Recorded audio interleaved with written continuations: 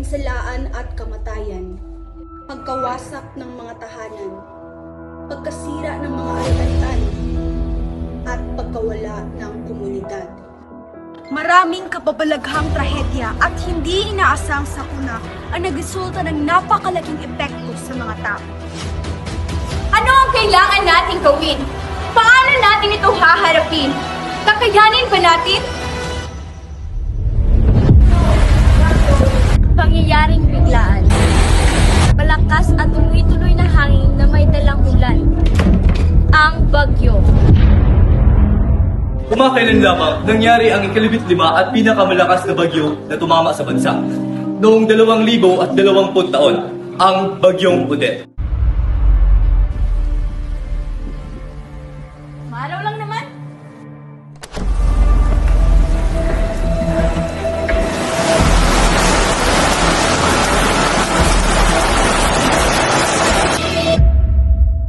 Hindi inaasahan ng mga Pilipino ang lakas ng Bagyong Odette, kaya't karamihan sa kanila ay hindi nakahanda sa parating na sakuna.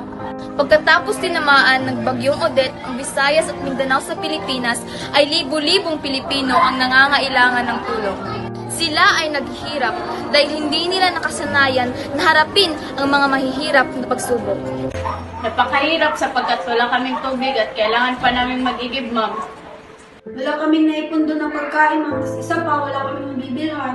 Dahil po sa bagyo, wala po kaming matirhan, may masisilungan. Napakahirap po ng buhay. Unti-unting bumangon ang naapektuhan ng Bagyong Odette dahil sa tulong ng mga kapwa-tao. Ang pagbibigay ay isang mabisang diskarte upang mapabuti ang buhay ng mga tao. Sa panahon ng sakuna, kalamidad at kaguluhan sibil, dapat pagtibayin natin ang lahat ng apektado sa tulong at proteksyon na may dignidad at walang halong diskriminasyon. Kaba, takot at pangamba. Bagyo, bagyo, bagyo. Bakit may ganito? Bakit ito napakadelikado? Ano ang gagawin natin kapag darating ulit ang bagyo? Madalas tamaan ng bagyo ang Pilipinas dahil ang lokasyon ng ating bansa ay direktang makikita sa daan nito. Napapalibutan tayo ng karagatan na nagbibigay lakas sa mga bagyo. Dahil sa patuloy ng pag-init ng klima sa buong mundo, inaasahan na mas lalo pang lalakas ang mga bagyo sa hinaharap. Nagre-resulta ito ng pagkawasak sa kapaligiran at pagkasira ng buhay ng mga tao at hayop. Ang tahimik at payapa. Ang hangin ay tuyo at malamig at pangkalat-kalat rin ang ulan. Ito ang iyong mapapansin bago ang darating na bagyo. Anak! Oh, Chinek mo na ba ang bubong? opo ma! Nakasarado na lahat ng bintana? Opo ma! Ma! Ito na po yung emergency bags natin! Sa panahon ng bagyo, madilim at maulap na ang mga langit. Nasisira ang mga puno at pananim dahil sa malakas na ulan na may kasamang hangin. Upang matiyak ang kaligtasan ng iyong pamilya, Manatiling kalmado sa bahay at mag-abang ng mga balita. Kung kinakailangan, lumikas, maging mahinahon at kumalma. Patayin ang mga kuryente at tubig. Huwag kalimutan ang emergency kit. Pagkatapos ng bagyo, patuloy ang pagiging alerto. Umalis lamang sa evacuation area kapag idineklara ng mga otoridad na ligtas nang umuwi.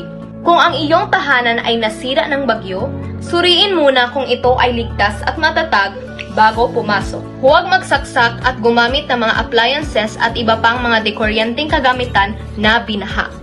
Mag-ingat sa mga wire at mga nabasag na mga ari-arian. Patuloy na subaybayan ang mga balita. Pagkatapos ng bagyo, handa na tayong tumulong hanggang sa makakaya natin.